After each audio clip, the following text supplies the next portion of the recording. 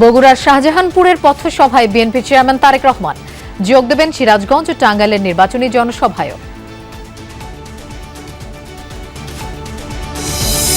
সংগ্রামী জনতা নারায়ে তাকবীর, নারায়ে তাকবীর। একদলীয় শাসন দেখতে চায় না জামায়াত। কুমিল্লার 14 গ্রামে ডাক্তার শফিকুর রহমান যোগ দিয়েছেন দাউদকান্দির নির্বাচনী জনসভায়ও। বাংলাদেশের মানুষ একটা পরিবর্তন চায় এবং 13 তারিখ থেকে বাংলাদেশের মানুষ একটা পরিবর্তন দেখতে চাচ্ছে। সারা দেশে বিরামহীন গণসংযোগ চালাচ্ছেন প্রার্থীরা। ভোটারদের মন জয়ে প্রতিশ্রুতির পাশাপাশি তুলে ধরছেন নানা পরিকল্পনা। ভোট আসছে, আমরা যেভাবে সঠিকভাবে প্রয়োগ করতে পারি তাহলে আমরা সঠিক লোকটাকে বেছে নিতে পারবো। যখনই চাঁদা চাইতে আসবে এই সব লোকরা, তাদেরকে আপনারা ঠেকিয়ে দিবেন এবং চাঁদাবাজ মুক্ত এলাকা আমরা গঠন করবো ইনশাআল্লাহ।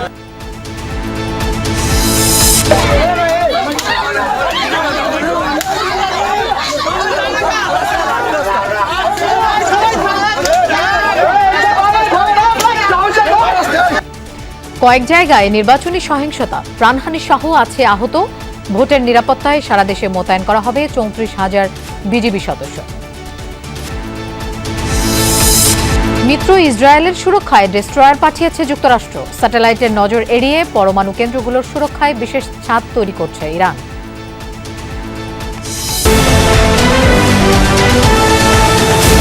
শুভেচ্ছা, আমন্ত্রণ দুপুরে বাংলাদেশের আয়োজনে। আপনাদের সঙ্গে থাকছি আমি মৌসুমী আহমেদ লোপা। এতক্ষণ শিরোনাম দেখছিলাম। উত্তরবঙ্গে আজও নির্বাচনী প্রচারে ব্যস্ত বিএনপি চেয়ারম্যান তারেক রহমান। কিছুক্ষণের মধ্যেই তিনি পৌঁছাবেন সিরাজগঞ্জ বিসিক শিল্প পার্কের জনসভায়। প্রথমে সিরাজগঞ্জ এবং পরে টাঙ্গাইলে নির্বাচনী জনসভায় যোগ দেবেন বিএনপি চেয়ারম্যান। বর্তমানে বগুড়ার শেরপুর উপজেলার একটি পথসভায় বক্তব্য রাখছেন তিনি। এর আগে জেলার শাহজাহানপুর উপজেলায় একটি পথসভায় অংশ নেন তারেক রহমান। উপস্থিত জনগণের উদ্দেশ্যে রাখেন সংক্ষিপ্ত বক্তব্য।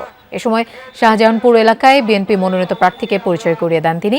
আগামী নির্বাচনে ধানের শীষকে বিজয়ী করতে ভোটারদের প্রতি আহ্বান জানান তারেক রহমান। বিএনপি চেয়ারম্যানকে স্বাগত জানাতে এবং তার বক্তব্য শুনতে ঢাকা রংপুর মহাসড়কের ভিড় করেন স্থানীয় নেতাকর্মীরা। এর আগে সকালে বগুড়ার হোটেল নাচ গার্ডেনে এক মত বিনিময় সভায় অংশ নেন বিএনপি চেয়ারম্যান। এ সময় বগুড়া 6 সদর নির্বাচনী এলাকার বিএনপি এবং অঙ্গ সংগঠনের নেতৃবৃন্দের সাথে মত বিনিময় করেন চেয়ারম্যান তারেক রহমান। দর্শক, সিরাজগঞ্জের সমাবেশ স্থলে আছেন আমাদের সহকর্মী সাইফুদ্দিন রবিন। আমরা তার কাছে যাচ্ছি। রবিন, তারেক রহমান কখন যোগ দেবেন জনসভায়, পরবর্তী কর্মসূচি সম্পর্কে একটু জানতে চাই। ইতিমধ্যেই বগুড়া থেকে রওনা হয়েছে, কিন্তু বগুড়ার পথে পথে সেই সাধারণ মানুষের ব্যাপক ভিড়, সেই ভিড় ঠেলেই বিএনপি চেয়ারম্যান তারেক রহমানকে এগিয়ে আসতে হচ্ছে এই সিরাজগঞ্জের বিসিক শিল্প পার্কের সমাবেশে, যেখানে পুরোপুরি বলা চলে এত খরতাপ, সেই খরতাপের মধ্যেই নেতাকর্মীরা আসতে শুরু করেছেন যমুনা পাড়ের এই সমাবেশে। এবং অন্যদিকে মঞ্চ প্রস্তুত বিএনপি চেয়ারম্যান তারেক রহমানকে স্বাগত জানাতে, যিনি দীর্ঘ 2 দশক পর আসছেন এই সমাবেশে। আমি একটু কথা বলবো ছাত্রদলের সাবেক সাধারণ সম্পাদক আমিরুল ইসলাম খান আলীম, যিনি একজন সংসদ সদস্য প্রার্থীও। আপনি যদি একটু বলতেন যে তারেক রহমান আজকে এই অঞ্চলে আসছে, কি বার্তা দিবেন তিনি আসলে স্থানীয়দেরকে? আমি মনে করি আজকের বার্তা হচ্ছে প্রত্যেকটি নেতা কর্মী ঐক্যবদ্ধ হয়ে ধানের শীষের বিজয় রচনা করতে সবাই যেন আন্তরিকতা নিয়ে একসাথে কাজ করে, এই বার্তাটাই আমরা এখন প্রত্যাশা করি। নেতা কর্মীরা কতটা উজ্জীবিত হবে নির্বাচনকে সামনে রেখে? বিএনপির নেতা কর্মীরা এমনই উজ্জীবিত আছে এবং আজকে তারেক রহমানের আগমন উপলক্ষে যে বার্তা উনি দিবেন, সেই বার্তা নেতা কর্মীদেরকে আরো আনন্দিত করবে, ঐক্যবদ্ধ করবে এবং বিজয়ের ছিনিয়ে আনার জন্য সবাই যার যার অবস্থান থেকে শক্তিশালীভাবে লড়াই করবে। কথা বলছেন আমিরুল ইসলাম খান আলীম, যিনি ছাত্রদলের সাবেক কেন্দ্রীয় নেতা এবং সেই সঙ্গে এখানকার অর্থাৎ সিরাজগঞ্জের 6টি সংসদীয় আসনে একটি থেকে প্রতিদ্বন্দ্বিতা করছেন। বিএনপি চেয়ারম্যান তারেক রহমানের কাছে এই অঞ্চলের মানুষ অনেক ধরনের প্রত্যাশা নিয়ে অপেক্ষায় আছেন এই অর্থে স্বাভাবিকভাবে এই উত্তরবঙ্গের প্রবেশদ্বার খ্যাত এই সিরাজগঞ্জে নানান ধরনের সমস্যা রয়েছে, সংকট রয়েছে, তাঁত শিল্প, দুগ্ধ শিল্প কিংবা কর্মসংস্থান সৃষ্টির জন্য এই যে এখন পর্যন্ত পর্যন্ত অব্যবহৃত হয়ে পড়ে থাকা বিসিক শিল্প পার্ক সেই সব নিয়ে তিনি তার পরিকল্পনার কথা তুলে ধরবেন এবং আশ্বস্ত করবেন আগামী দিনে সরকার গঠন করলে তিনি এই অঞ্চলের জন্য কি করবেন সেসব পরিকল্পনা হাজির করে। এই সিরাজগঞ্জ সমাবেশ শেষে ঢাকায় ফিরবেন। ঢাকায় ফেরার পথে ঢাকা টাঙ্গাইল মহাসড়কে আরও একটি কর্মসূচি, আরও একটি নির্বাচনী জনসভায় যোগ দেবেন বিএনপি চেয়ারম্যান তারেক রহমান। রবিন, আপনাকে ধন্যবাদ আমাদের সাথে যোগ দেওয়ার জন্য। একদলীয় শাসন দেখতে চায় না জামায়াত। 18 কোটি মানুষের বিজয়ী হবে 11 দলীয় ঐক্যের বিজয়। কুমিল্লা 14 গ্রামের জনসভায় বক্তব্যে একথা বলেছেন জামায়াতের আমির ডাক্তার শফিকুর রহমান। সকালে 14 গ্রাম উপজেলা মাঠে নির্বাচনী সমাবেশে যোগ দেন তিনি। এ সময় তার সাথে ছিলেন 11 দলীয় ঐক্যের নেতৃবৃন্দ। বক্তব্যে জামায়াত আমির জানান, এদেশের মানুষ অতীতের মতো আর কোনো আধিপত্যবাদ দেখতে চায় না। পুনরায় এমন কিছু হলে জুলাইয়ের মতোই রুখে দেবে জনগণ। জামায়াতের নামে অপপ্রচার, মিথ্যাচার চালানো হয় বলে অভিযোগ করেন তিনি। ক্ষমতায় আসলে নারীদের সম্মান সুপ্রতিষ্ঠিত করা হবে, দেন এই নিশ্চয়তা। এরপর জামায়াতের আমির যান কুমিল্লার নিমসার ও দাউদকান্দির এলাকার নির্বাচনী জনসভায়। এ সময় তিনি বলেন, পচা রাজনীতির বন্দোবস্ত আর চলতে দেয়া হবে না। যেখানে অসংখ্য বন্ধু থাকবে কিন্তু কোনো প্রভু থাকবে না, এমন বাংলাদেশ গড়ার আহ্বান জানান তিনি। বলেন, অত্যাচারীদের সাথে চোখে চোখ রেখে কথা বলতে হবে।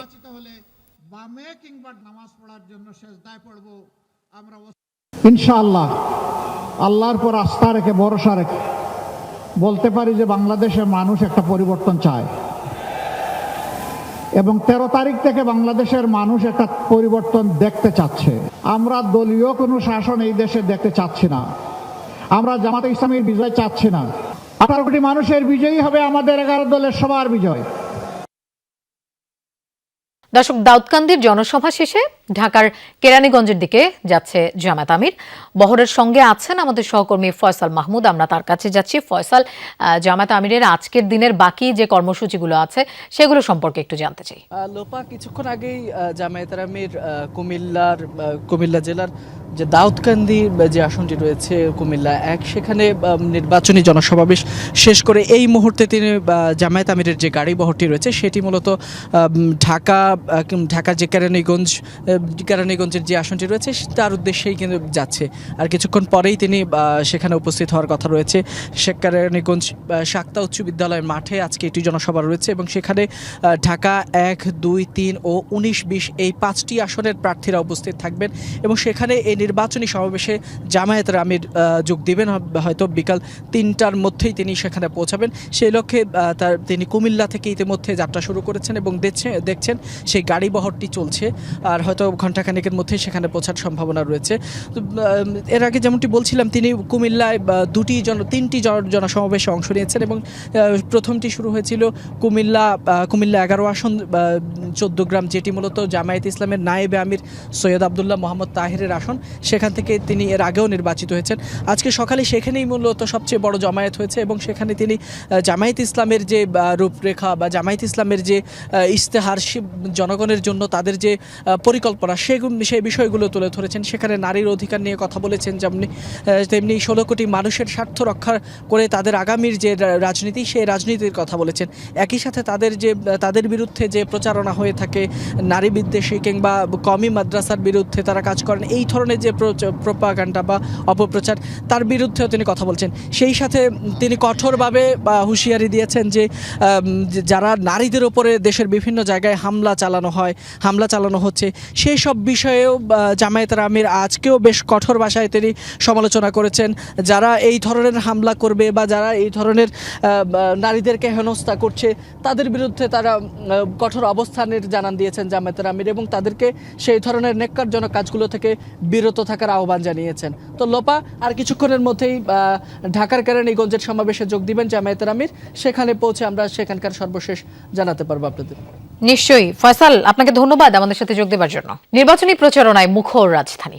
বিএনপি প্রার্থীরা ধানের শীষের পক্ষে বিরামহীন গণসংযোগ করছেন। অলিগলি থেকে শুরু করে প্রধান সড়কে ভোটারদের কাছে যাচ্ছেন তারা। রাজধানীর মিরপুর এলাকায় প্রচারণা চালান ঢাকার 16 আসনের বিএনপি প্রার্থী আমিনুল হক। তিনি সন্ত্রাস মাদক মুক্ত এলাকা গড়ার প্রতিশ্রুতি দেন। বলেন, ক্ষমতায় গেলে অগ্রাধিকার ভিত্তিতে নারীর মর্যাদা এবং নিরাপত্তা নিশ্চিত করা হবে। ঢাকা 18 আসনের জয়নাল মার্কেট এলাকা থেকে নির্বাচনী প্রচারণা শুরু করেন বিএনপির প্রার্থী SM জাহাঙ্গীর হোসেন। তিনি বলেন, গত 17 বছর ধরে বিএনপি যেভাবে নির্যাতন ও হয়রানির শিকার হয়েছে, ভবিষ্যতে বিএনপি রাষ্ট্র ক্ষমতায় এলে তার প্রতিশোধমূলক রাজনীতি করবে না। আল্লাহ বর্ষা দিব এই এলাকায় যত ডেভেলপমেন্ট হয়েছে বিএনপি করেছে, আগামী দিনে যে ডেভেলপমেন্ট হয় বিএনপি মানুষ আশা করে। এবং এলাকায় গ্যাসের সমস্যা আছে, মহিলারা বলে যে আপনি নির্বাচিত হলে সবার আগে আমাদেরকে গ্যাসের ব্যবস্থা করবেন। আমি বলছি যেহেতু আপনি বিল দেন, আপনি সেবা পেতে বাধ্য। অবাধ সুষ্ঠু নিরপেক্ষ নির্বাচন হবে এবং সেই নির্বাচনের মাধ্যমে একটি জনগণের সরকার প্রতিষ্ঠিত হবে। আমি মনে করি যে বাংলাদেশের ইতিহাসে দীর্ঘ 17 বছর মানুষ ভোট দিতে পারেনি, একটি ভোট বিপ্লব হবে আমি বিশ্বাস করি। সকাল থেকে নিজ নিজ আসনে প্রচারণা চালাচ্ছেন 11 দলীয় জোট মনোনীত এনসিপি প্রার্থীরাও। ঢাকা 8 আসনে প্রচারে নেমে এনসিপির প্রার্থী নাসিরউদ্দিন পাটোয়ারি অভিযোগ করেন, ফজর নামাজ পড়ে চাঁদাবাজি শুরু করে একটি দল। নির্বাচিত হলে ঢাকা 8 আসনকে সন্ত্রাস, মাদকমুক্ত, চাঁদাবাজি মুক্ত করার আশ্বাস দেন পাটোয়ারি। ঢাকা 18 আসনে গণসংযোগ করেছেন 11 জোট মনোনীত প্রার্থী এনসিপির আরিফুল ইসলাম আদিব। তিনি অভিযোগ করেন, নির্বাচনী প্রচারে নারী কর্মীদের বাধা দেওয়া হচ্ছে, এমনকি তুরাগ ও ডুমনি এলাকার কিছু কেন্দ্র দখলও করা হতে পারে বলেও আশঙ্কা তার।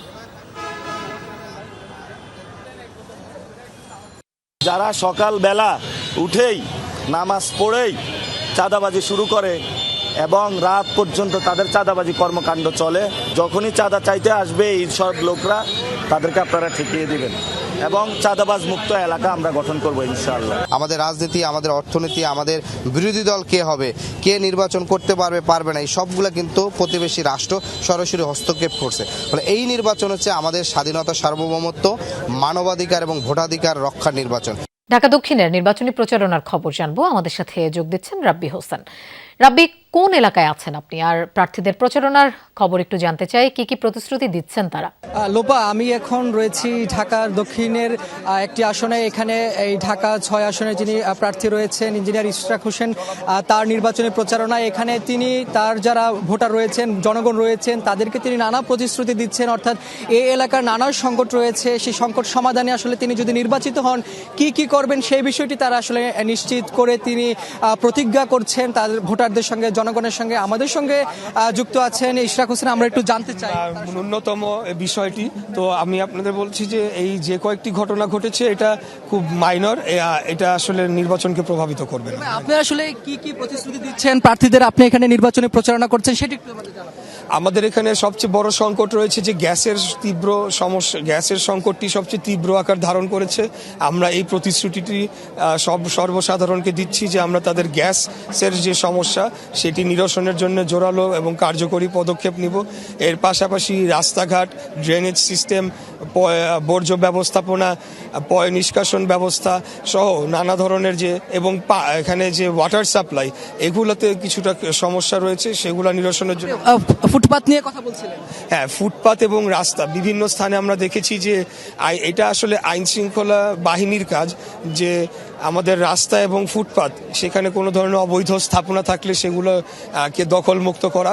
তো আমরা আগামী দিনে যদি সরকার গঠন করতে পারি অবশ্যই আমরা আইনি পদক্ষেপ নিব এবং আমাদের রাস্তাঘাট এবং ফুটপাত সেগুলোকে দখলমুক্ত করে সর্বসাধারণের চলাচলের জন্য উন্মুক্ত করে দেব। আমি অভূতপূর্ব সাড়া পাচ্ছি, যেখানেই যাচ্ছি এখানে আমাদের সাধারণ জনগণ তারা নেমে আসছেন এবং আমাদেরকে বিপুল পরিমাণে জনসমর্থন দিচ্ছেন। আমরা কথা বলছিলাম একজন বিএনপির প্রার্থীর সঙ্গে ইঞ্জিনিয়ার ইশরাক হোসেন, তিনিও বলছিলেন যে তিনি যদি নির্বাচিত হন, তার দল যদি নির্বাচিত হন, এই এলাকার যত সংকট রয়েছে সবকিছুরই সমাধান তিনি করবেন। তবে আমাদের 12 ফেব্রুয়ারির নির্বাচনের অপেক্ষায় করতে হবে। ইশরাক, প্রচার গণসংযোগে দেশ জুড়ে ব্যস্ত ত্রয়োদশ জাতীয় সংসদ নির্বাচনের প্রার্থীরা। সকাল থেকেই মাঠে বিভিন্ন দলের প্রার্থীরা নানা প্রতিশ্রুতিও দিচ্ছেন তারা। ভোটারদের সামনে তুলে ধরছেন নিজেদের কর্মপরিকল্পনা। নিজ নিজ এলাকায় ধানের শীষের পক্ষে পথসভা, সমাবেশ, লিফলেট বিতরণ ও গণসংযোগ করছেন বিএনপির প্রার্থীরা। জামাতের প্রার্থীরাও চালাচ্ছেন প্রচার কার্যক্রম, চাইছেন দাঁড়িপাল্লার পক্ষে ভোট। থেমে নেই অন্যান্য দল ও স্বতন্ত্র প্রার্থীরাও, কর্মব্যস্ত সময় কাটাচ্ছেন তারা।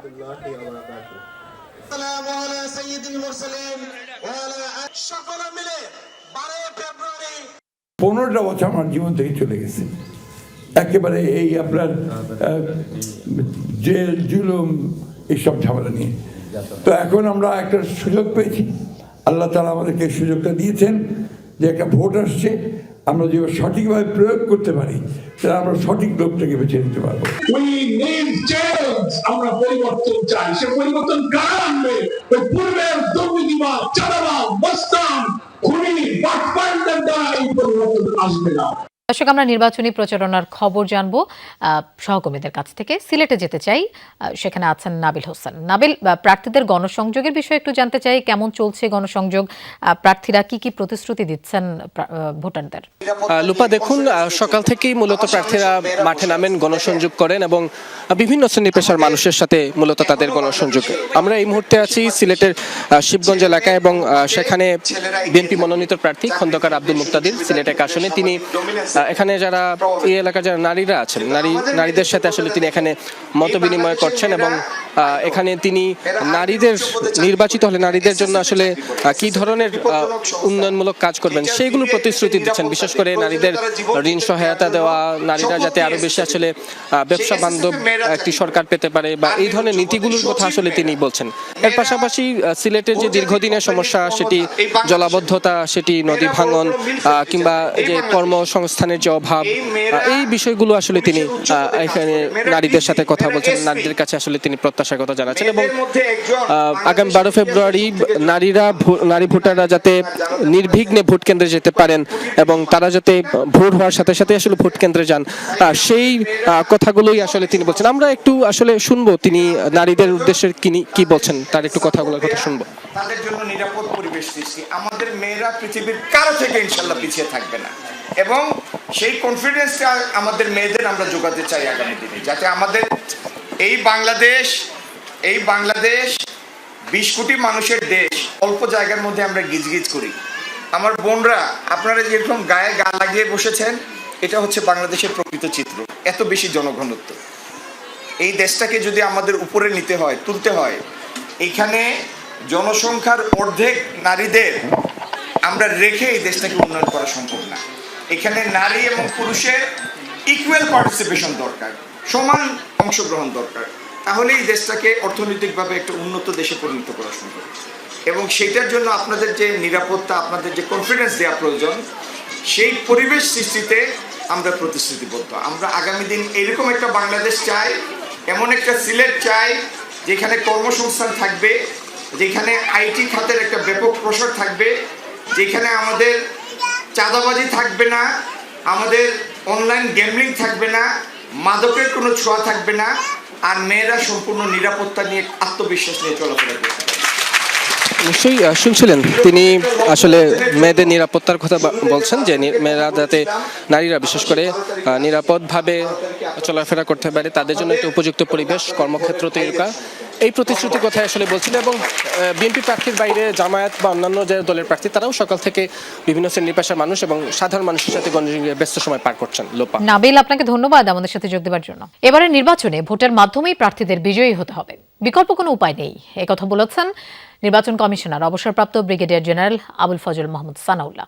সকালে ভোলা জেলা প্রশাসক এবং জেলা রিটার্নিং কার্যালয়ে জাতীয় সংসদ নির্বাচন ও গণভোট উপলক্ষে আইনশৃঙ্খলা রক্ষাকারী সেল, ভিজিল্যান্স ও অবজারভেশন টিমের সাথে ছিল মত বিনিময় সভা। সেখানে তিনি বলেন, কেন্দ্র ও কেন্দ্রের বাইরে আইনশৃঙ্খলা বাহিনীকে সবসময় প্রস্তুত থাকতে হবে, যাতে কেউ শৃঙ্খলা ভঙ্গের চিন্তাও করতে না পারে। সবাইকে নিরপেক্ষ থাকার আহ্বান জানান এই নির্বাচন কমিশনার। বয়স, ধর্ম, বর্ণ, গোত্র, লিঙ্গ ভেদে যেন কেন্দ্রে নিরাপদে এসে ভোট দিতে পারেন। এবারে কিন্তু সবাই জানেন যে ভোট দিয়েই জিততে হবে, 2 নম্বরই কোনো পদ্ধতি নেই জেতা। ভোলায় নির্বাচনী প্রচারণায় বাকবিতণ্ডাকে কেন্দ্র করে বিএনপি জামাতের কর্মী সমর্থকদের মধ্যে সংঘর্ষের ঘটনা ঘটেছে। আহত উভয় পক্ষের অন্তত 10 জন। সকালে বোরহানউদ্দিন উপজেলার টবগি ইউনিয়নের মুলাইপত্তন গ্রামে এই ঘটনা ঘটে। স্থানীয়রা জানায়, সকালে গ্রামের বিভিন্ন এলাকায় ভোলা 2 আসনে জামাত প্রার্থী ফজলুল করিমের পক্ষে প্রচারণা চালাচ্ছিল তার কর্মীরা। চৌকিদার বাড়িতে পৌঁছালে টবগি ইউনিয়ন শ্রমিক দলের সাংগঠনিক সম্পাদক ইউসুফ ও তার ভাইয়ের সাথে বাকবিতণ্ডা হয় একই ইউনিয়নের জামাতের আমির আব্দুল হালিমের। এক পর্যায়ে সংঘর্ষে জড়ায় 2 পক্ষ। গ্রুপের সংঘর্ষে স্বেচ্ছাসেবক দলের এক নেতা নিহত হয়েছেন। শুক্রবার রাতে কাঞ্চন পৌরসভার 30 কাহানিয়া এলাকায় এই ঘটনা ঘটে। নিহত আজাহার কাঞ্চন পৌরসভার 9 নম্বর ওয়ার্ড স্বেচ্ছাসেবক দলের সহসভাপতি। প্রত্যক্ষদর্শীরা জানান, দলীয় উঠান বৈঠকের সময় নাম পরে ঘোষণা নিয়ে যুবদলের নেতাকর্মীদের সাথে স্বেচ্ছাসেবক দলের নেতাকর্মীদের বাকবিতণ্ডা হয়। এরই জেরে উভয় পক্ষ সংঘর্ষে জড়ালে গুরুতর আহত হন আজাহার। পরে হাসপাতালে নিলে চিকিৎসকরা তাকে মৃত ঘোষণা করেন। এ ঘটনায় আরও 3 জন আহত। নির্বাচনী দায়িত্বে মারণাস্ত্র ব্যবহারের পক্ষে নয় বিজেপি। কম বল প্রয়োগে পরিস্থিতি নিয়ন্ত্রণে রাখার প্রশিক্ষণ নিয়েছে এই বাহিনীর সদস্যরা। সীমান্ত সুরক্ষা করেই 37,000-এর অধিক সদস্য নির্বাচনী দায়িত্ব পালন করবেন। সকালে এক সংবাদ সম্মেলনে এই কথা জানিয়েছেন বিজেপির Dhaka sector commander colonel S M. Abul Ehsan. ভোটের দিন সহ আগে ও পরে কিভাবে দায়িত্ব পালন করবেন বিজিবির সদস্যরা তার মহড়া। মিরপুরের জাতীয় সুইমিং কমপ্লেক্সের বেস ক্যাম্পে চলে এমন নিরাপত্তা প্রস্তুতি। মহড়ার পর ব্রিফিংয়ে জানানো হয় ঢাকা, নারায়ণগঞ্জ, গাজীপুরের 51টি আসনে 134 প্লাটুন বিজিবি মোতায়েন থাকবে। আর সারা দেশে 37,000-এর অধিক সদস্য নির্বাচনী দায়িত্ব পালন করবেন। আমাদের 4,427 কিলোমিটার সুরক্ষা নিশ্চিত করেই আমাদের এই ফোর্স বের করা হয়েছে, তাদেরকে এমপ্লয় করা হয়েছে। আমাদের 100% আমাদের সার্বভৌমত্ব রক্ষা করার জন্য যে পরিমাণ ফোর্স আমাদের ডিপ্লয় থাকার কথা, এবং স্পেশালি মায়ানমার বর্ডার এবং অন্যান্য জায়গায়ও আমাদের সেই পরিমাণ ফোর্স আমাদের মোতায়েন আছে। অত্যন্ত কম বল প্রয়োগ করে নির্বাচনের নিরাপত্তা নিশ্চিত করা হবে বলেও জানান ঢাকা সেক্টর কমান্ডার। মারণাস্ত্র ব্যবহার করতে চান না বলেও জানান বিজিবির এই কর্মকর্তা। আইন শৃঙ্খলা কীভাবে মেনটেন করতে হবে এ ব্যাপারে যথেষ্ট পর্যাপ্ত প্রশিক্ষণ প্রদান করা হয়েছে। আমাদের কাজ হবে অত্যন্ত কম শক্তি ব্যবহার করে আমাদের স্থিতিশীল পরিস্থিতি সৃষ্টি করা। এবারই প্রথম তল্লাশি কার্যক্রমে বিশেষায়িত ডগ স্কোয়াড মোতায়েন থাকবে বলেও সংবাদ সম্মেলনে জানানো হয়েছে। রাফি সিদ্দিকী, যমুনা নিউজ, ঢাকা। নির্বাচন যেন সহিংসতার পথে না যায় সেদিকে লক্ষ্য রাখতে হবে বলেছেন শিক্ষাবিদ ও রাজনৈতিক বিশ্লেষক অধ্যাপক ডক্টর মাহবুবুল্লাহ। সকালে এফডিসিতে প্রতিহিংসার রাজনীতি অবসানে সুষ্ঠু নির্বাচন নিয়ে ছায়া সংসদ বিতর্কে একথা বলেন তিনি। সকলে যদি সমঝোতার পথে না এগোয় তাহলে ঐক্য ধরে রাখা সম্ভব নয় বলে মনে করেন তিনি। ডক্টর মাহবুবুল্লাহ বলেন, আওয়ামী লীগ দেশের বাইরে থেকে উস্কানি দিয়ে পরিবেশ অস্থিতিশীল করছে। সংসদ নির্বাচন ও গণভোটের মধ্যে কোনটার ফলাফল আগে দেওয়া উচিত সেই প্রশ্নের উত্তরে তিনি বলেন, 12 ফেব্রুয়ারি ত্রয়োদশ জাতীয় সংসদ নির্বাচনের ফলাফল আগে ঘোষণা করা উচিত। ডিবেট ফর ডেমোক্রেসির চেয়ারম্যান হাসান আহমেদ চৌধুরী কিরণ বলেন, নির্বাচন পরবর্তী সহিংস ঘটনা যেন না ঘটে সেদিকে লক্ষ্য রাখতে হবে। আওয়ামী লীগের মতো একটা দল দেশের বাইরে থেকে এখন নানা উস্কানি দিচ্ছে এবং দেশে অস্থিরতা সৃষ্টির চেষ্টা করছে। সংসদ নির্বাচনের ফলাফল আগে ঘোষণা করার পক্ষে, এবং সেটা একই দিন বা একই রাতের মধ্যে করা সম্ভব। বিএনপি জামায়াত, আপনারা নির্বাচনের পূর্বে আপনাদের ইশতেহারে আপনারা ওয়াদা করবেন যে আগামী নির্বাচনে জয় পরাজয় যেটাই হোক না কেন আমরা ফলাফল মেনে নিব এবং আমরা নির্বাচনের পরবর্তী কোনো সহিংসতার সঙ্গে লিপ্ত হব না। যশোর 3 আসন, সরগরম ভোটের মাঠ। ভোটারদের দোরগোড়ায় যাচ্ছেন প্রার্থীরা, ভোটারদেরও রয়েছে নানা আকাঙ্ক্ষা। নির্বাচনী ব্যস্ততার মাঝেই নিরাপত্তার অভাব, অবৈধ অস্ত্র ব্যবহারের আশঙ্কায় উদ্বিগ্ন প্রার্থীরা। সুষ্ঠু ভোটের পরিবেশের সাথে লেভেল প্লেইং ফিল্ড দাবি করছেন তারা। ক্ষমতায় আসলে দিচ্ছেন নানা প্রতিশ্রুতি পূরণের আশ্বাস। জমে উঠেছে নির্বাচনী মাঠ।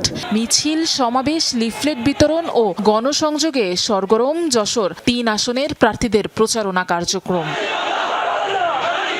সময় যত কমছে বাড়ছে জনপ্রতিনিধিদের অঙ্গীকার, সাথে তো ভোটারদের প্রত্যাশা রয়েছেই। দিনভর ভোটারদের দ্বারে দ্বারে যাচ্ছেন প্রার্থীরা।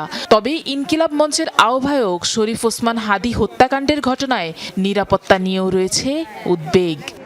ওসমান হাদিকে নির্মমভাবে হত্যা করা হয়েছে, এটা অবশ্যই আইন শৃঙ্খলার পরিস্থিতির অবনতি।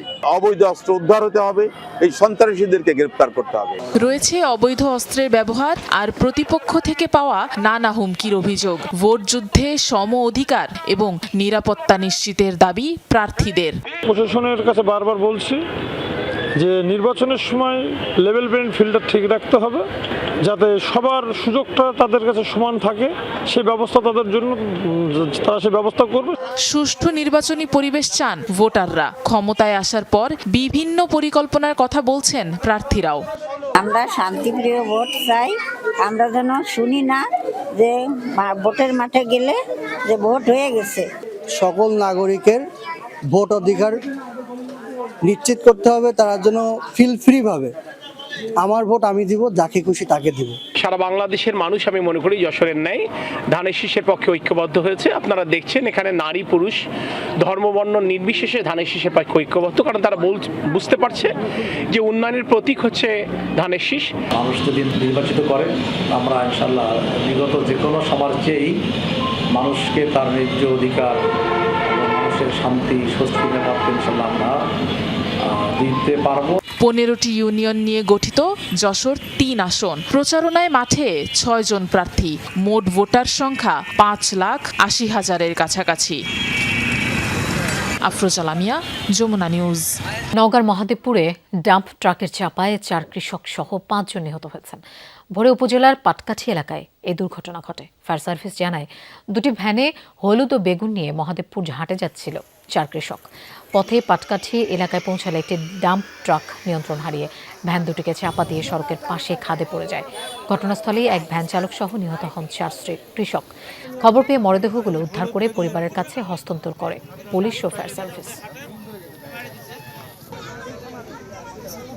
বিকট শব্দ হয়েছে, বিকট শব্দ হওয়ার পরে হয়েছে মানুষজন জানার অভাব হয়েছে, তখন দৌড়াদৌড়ি করে চলে আসছে লোক। এসে দেখি একটি ড্রাম ট্রাক খাদের মধ্যে পড়া, আর উপরে 2টি ভ্যান চার্জার। 2টা ভ্যানের যাত্রী সহ তাদেরকে চাপা দেয়। ঘটনাস্থলে 4 জন এবং হাসপাতালে নিয়ে যাওয়ার পথে 1 জন, 5 জন মৃত্যুবরণ করে। সাতক্ষীরায় বিদ্যুৎস্পৃষ্ট হয়ে 2 জনের মৃত্যু হয়েছে। সকালে শিবপুর ইউনিয়নের তেঁতুলতলা গ্রামে এই ঘটনা ঘটে। নিহতরা হলেন সবুজ ও মনিরুল। স্থানীয় ইউপি চেয়ারম্যান আবুল কালাম জানান, ঘেরের বাঁধে লাগানো টমেটো তুলতে গিয়ে পা পিছলে পড়ে বিদ্যুতের তারে জড়িয়ে যায় মনিরুল। তাকে বাঁচাতে গেলে বিদ্যুতায়িত হয়ে সবুজ নামের আরও একজন, এবং ঘটনাস্থলেই তার মৃত্যু হয়। খবর পেয়ে পুলিশ গিয়ে মরদেহ দুটি উদ্ধার করে। নির্বাচনের ছুটিতে ঈদের মতো যাত্রী চাপ থাকায় দূরপাল্লার বাস রিকুইজিশন না করার আহ্বান জানিয়েছে সড়ক পরিবহন মালিক সমিতি।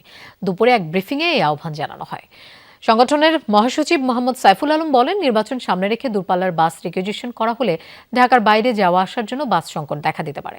তাই দূরপাল্লার বাস রিকুইজিশন না করে শহর ও শহরতলির বাস রিকুইজিশন করার পরামর্শ দেন তিনি। সাইফুল আলম বলেন, বর্তমানে চলমান রিকুইজিশন কার্যক্রম অব্যাহত থাকলে নির্বাচনের আগে ও পরে বিভিন্ন গন্তব্যে যাওয়ার ক্ষেত্রে যাত্রীদের আন্তজেলা বাসের সংকট দেখা দেবে। ইতোমধ্যে আন্তজেলা রুটের যে সকল বাস রিকুইজিশন করা হয়েছে, অনতিবিলম্বে তা উন্মুক্ত করার আহ্বানও জানান তিনি। আন্তজেলা রুটে চলাচলরত গাড়ি ব্যাপক হারে রিকুইজিশন করা হইতেছে। যদি এই রিকুইজিশন করা চলমান থাকে, তাহলে নির্বাচনের পূর্বে ও পরে বিভিন্ন গন্তব্যে যাওয়ার ক্ষেত্রে যাত্রীদের আন্তজেলা বাসের সংকট দেখা দিবে। জাকাতকে প্রাতিষ্ঠানিক রূপ দিতে সেন্টার ফর জাকাত ম্যানেজমেন্ট CZM এর অবদান অনেক। রাষ্ট্রীয়ভাবে জাকাত প্রতিষ্ঠিত হলে দারিদ্র্য বিমোচনও সহজ হবে, একথা বলেছেন ধর্ম উপদেষ্টা ডক্টর আফম খালিদ হোসেন। সকালে রাজধানীর অফিসার্স ক্লাবে 14th জাকাত ফেয়ার 2026-এর উদ্বোধনী অনুষ্ঠানে কথা বলেন তিনি। জাকাত প্রদানের দিক নির্দেশনা দিয়ে উপদেষ্টা বলেন, জাকাত ব্যক্তিগতভাবে দিলে আদায় হয়ে যাবে, তবে সামষ্টিকভাবে দিলে উপকারিতা বাড়বে।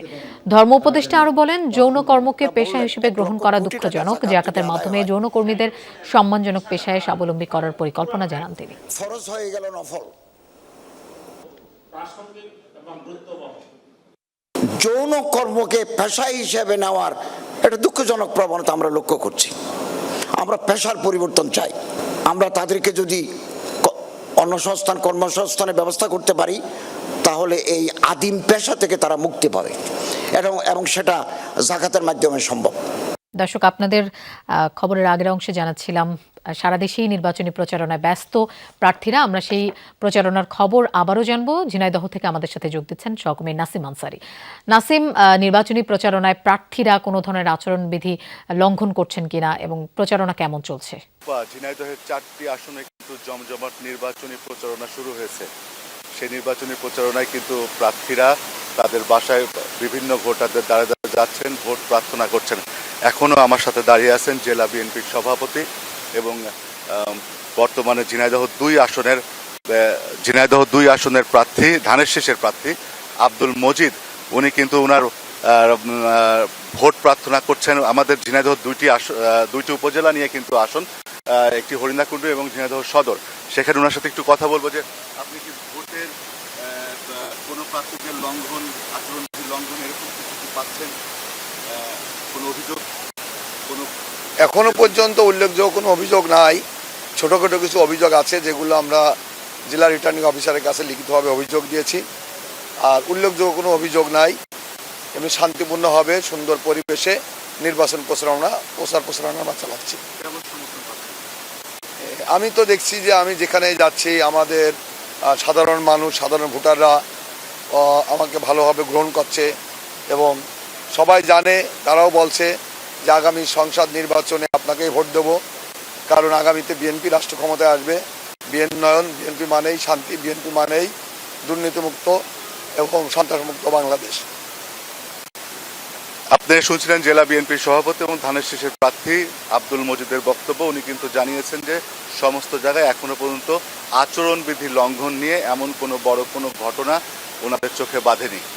নাসিম, আপনাকে ধন্যবাদ আমাদের সাথে যোগ দেওয়ার জন্য। ইরানের সাথে উত্তেজনার মাঝে মিত্র তেল আবিবের নিরাপত্তা নিশ্চিতে তৎপর যুক্তরাষ্ট্র। ইসরায়েলি বন্দরে নোঙর করা হয়েছে মার্কিন নৌবাহিনীর একটি ডেস্ট্রয়ার। ইরানের দিকেও এগিয়ে চলেছে যুক্তরাষ্ট্রের বিশাল নৌবহর, জানিয়েছেন মার্কিন প্রেসিডেন্ট ডোনাল্ড ট্রাম্প। পাল্টা প্রস্তুতির কথা জানিয়েছে তেহরানও। অন্যদিকে নাতানজ ও ইস্পাহানের মতো পরমাণু কেন্দ্রের সুরক্ষায় এসব স্থাপনায় নতুন ছাদ তৈরি করেছে ইরান।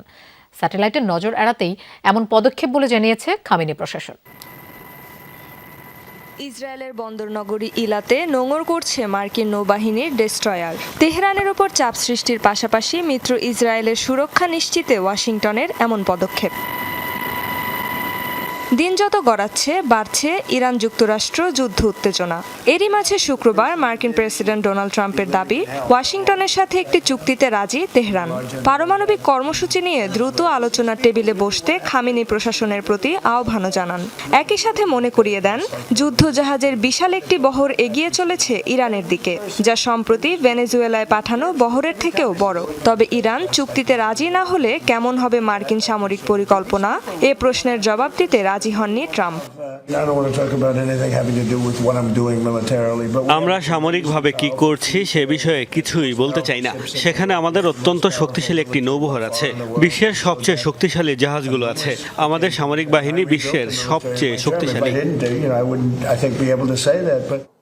ইরানের পারমাণবিক কর্মসূচি ইস্যুতে ওয়াশিংটনের সঙ্গে আলোচনায় বসতে প্রস্তুত তেহরান, তবে হুমকির মুখে নয়। তুরস্কের পররাষ্ট্রমন্ত্রী হাকান ফিদানের সঙ্গে যৌথ ব্রিফিংয়ে আবারও একথা জানিয়েছেন ইরানের পররাষ্ট্রমন্ত্রী আব্বাস আরাকচি।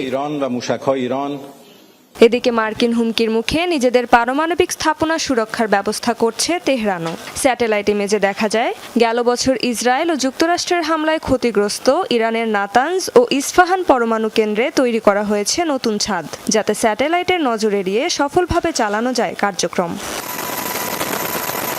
সম্প্রতি মধ্যপ্রাচ্যে পাঠানো হয়েছে যুক্তরাষ্ট্রের আরও ৫,৭০০ সেনা। অঞ্চলটিতে মার্কিন সেনাদের মোট সংখ্যা পৌঁছেছে প্রায় ৫০,০০০-এ। রেজবানা সাইমা, যমুনা নিউজ। তবে কি ইরানে হামলার জন্য যুক্তরাষ্ট্রকে গ্রিন সিগন্যাল দিয়েছে সৌদি আরব?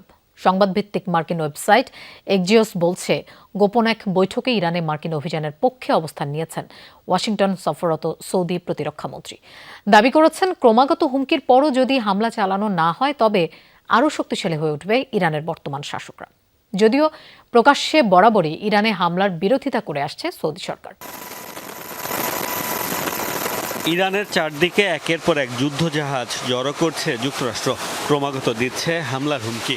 খবর রটেছে, সৌদি আরব, কাতার সহ মধ্যপ্রাচ্যের মিত্র দেশগুলোর অনুরোধ বিরোধিতায় এখনও দেশটিতে হামলা চালায়নি মার্কিন বাহিনী। প্রকাশ্যে বেশ কয়েকবারই ইরানে হামলার বিরোধিতা করেছে রিয়াদ। দেশটির সার্বভৌমত্বের প্রতি সম্মান দেখিয়ে কূটনৈতিক সমাধানের আহ্বান জানিয়েছেন সৌদির ক্রাউন প্রিন্স মোহাম্মদ বিন সালমান। এমনকি হামলায় সৌদির আকাশসীমা ব্যবহার করতে না দেওয়ার ঘোষণাও দিয়েছেন তিনি।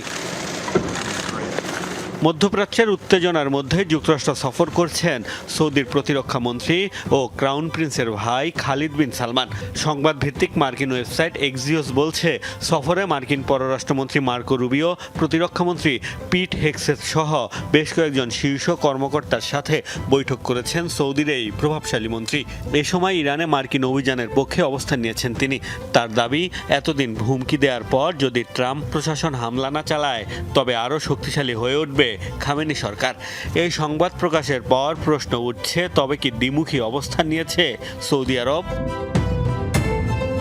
বৈঠকে উপস্থিত অন্তত 4 জনের বরাতে এক্সিওস দাবি করেছে হামলার পক্ষ নিলেও সংঘাত যাতে মধ্যপ্রাচ্যে ছড়িয়ে না পড়ে সে বিষয়ে সতর্ক করেছেন খালিদ। ধারণা করা হচ্ছে যুক্তরাষ্ট্রের প্রতি নিজেদের শক্ত অবস্থানে জানান দিতেই এই বার্তা দিয়েছেন তিনি।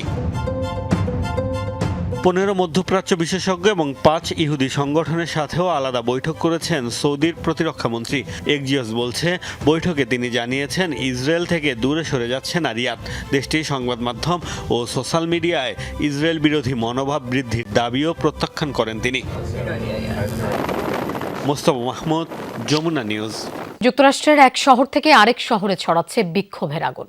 জনসাধারণের মাঝে বেড়েই চলেছে মার্কিন অভিবাসন বিরোধী সংস্থা আইসিএর বিরুদ্ধে ক্ষোভ। Minneapolis, new York city, Los Angeles সহ বহু শহরে পথে নেমেছে মানুষ। ট্রাম্প বিরোধী ব্যানার হাতে চলছে ব্যাপক আন্দোলন, স্লোগান। লাল রঙের বিশাল এক কন্টেইনার ঠেলে লস অ্যাঞ্জেলেসের মেট্রোপলিটন ডিটেনশন সেন্টারের পথ অবরোধ করছে বিক্ষোভকারীরা। সেটির উপরে চড়ে ওড়াচ্ছে যুক্তরাষ্ট্র ও মেক্সিকোর পতাকা। সড়কে নেমেছে হাজার হাজার মানুষের ঢল। চলছে মার্কিন অভিবাসন সংস্থা আইসিএর বিরুদ্ধে স্লোগান। বিক্ষোভের কেন্দ্রস্থল মিনিয়াপোলিসের চিত্র অনেকটা একই রকম। আইসি এজেন্টদের শহর থেকে হঠাতে ট্রাম্পের কুশপুত্তলিকা নিয়ে চলছে ব্যাপক বিক্ষোভ প্রতিবাদ। সাধারণ মানুষকে রাস্তা থেকে তুলে নিয়ে যাওয়া, গাড়ি বাড়ি স্কুল থেকে জোর করে টেনে হিসড়ে বের করে নেওয়া, এমনকি মানুষকে বর্বরভাবে হত্যা করতেও দ্বিধা করছেন না তারা। তাদের নৃশংসতা ও ভয়ভীতির বিরুদ্ধে যারাই প্রতিবাদ করছে তাদের ভাগ্যে এমন পরিণতি জুটছে। ধিক্কার জানাই। মিনেসোটার এক গির্জায় প্রবেশ করে বিক্ষোভের ভিডিও ধারণ করতে গিয়ে ফেডারেল এজেন্টদের হাতে গ্রেফতার হন সংবাদ সংস্থা সিএনএন এর বিখ্যাত সাবেক সাংবাদিক ডন লেমন। তবে আদালতে হাজির করার পর ছেড়ে দেওয়া হয় তাকে। আইসি উচ্ছেদ করো, স্বৈরাচার ট্রাম্পকে হটাও ব্যানার হাতে বিদ্রোহ করছে ওয়াশিংটন ডিসির বাসিন্দারা। সড়ক অবরোধ করে চলে প্রতিবাদ কর্মসূচি। নিউ ইয়র্ক ও ক্যালিফোর্নিয়ায় ক্লাস বর্জন করে বহু শিক্ষক শিক্ষার্থী। কলোরাডোয় গান বাজনার তালে তালে মিছিল সমাবেশ করে প্রতিবাদকারীরা। এখন এই কার্যকর সমাধানে পদক্ষেপ নেওয়া উচিত কংগ্রেসের। সময় এবার রুখে দাঁড়ানোর। 2026 সালে আমাদের নতুন সরকার গঠনে আরও একটি নির্বাচন হওয়া দরকার বলে মনে করি। ক্রমশ ছড়িয়ে পড়া বিশৃঙ্খল পরিস্থিতি ও রাজনৈতিক চাপের মুখে মিনেসোটা অঙ্গরাজ্যের অভিবাসন বিরোধী অভিযান সীমিত করার ইঙ্গিত দিয়েছে ট্রাম্প প্রশাসন। পরিস্থিতি নিয়ন্ত্রণে এলে ধাপে ধাপে কমানো হবে ফেডারেল এজেন্টদের সংখ্যা, জানিয়েছে ওয়াশিংটন। সাবরিনা নুসরাত, যমুনা নিউজ। দর্শক, এই ছিল দুপুরে বাংলাদেশের আয়োজন। এতক্ষণ সাথে থাকার জন্য ধন্যবাদ সবাইকে।